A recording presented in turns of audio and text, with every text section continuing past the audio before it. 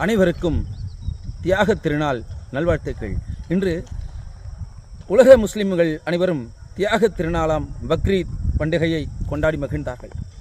அந்த இஸ்லாமிய தோழமைக்கு பல தலைவர்கள் வாழ்த்து தெரிவித்தார்கள். அந்த வரிசையில் கவி பேரரசு வைரமுத்து அவர்களும் தனக்கே உரிய பாணியில் அழகான முறையில் வாழ்த்து தெரிவித்திருந்தார்கள்.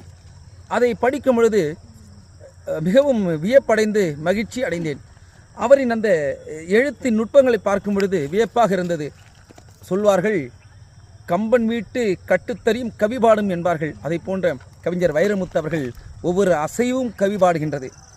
அவர் வெளியிட்ட அந்த ஒரு இது பாருங்க, கோடான கோடி உயிர்கள் அலையலையாய் வந்து கோடான கோடி உயிர்கள் அலையலையாய் வந்து அழிந்து கொண்டிருக்கும் மனித கூட்டத்தில் அழியாமல் நிற்பவர்கள் யாரென்று பார்த்தால் ஊருக்கு கொடை கொடுத்தோரும் உலகுக்கு உயிர் கொடுத்தோரும் தாம்.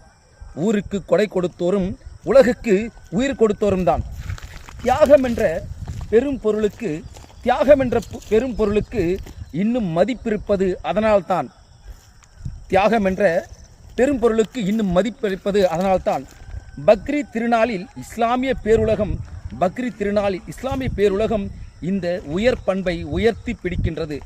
அதனால்தான் இத்தனை அழிவுகளுக்கு மத்தியில் மானுடம் அழியாமல் நீள்கிறது. உலகு வாழ் இஸ்லாமியர் ஒவ்வொருவருக்கும்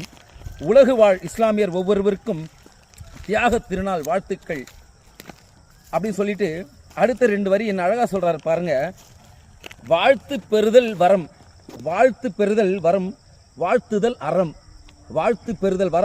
வாழ்த்துதல் அறம் வரமும் அறமும் வாழ்கங்கிறாரு. வரமும் அறமும் வாழ்க. இந்த எழுத்து வடிவத்தை எப்படி இன்னும் அழகா செதுக்கிறார் பார்த்தீங்களா? அதனால தான் அவர் கவி பேரரசை விளங்குகிறார். கவி பேரரசே, நீங்கள் எங்கள் வாழ்த்தியது போல் நாங்களும் உங்களை வாழ்த்துகின்றோம். வாழ்க நீரும் உமது தமிழ்ச் சொற்களும்.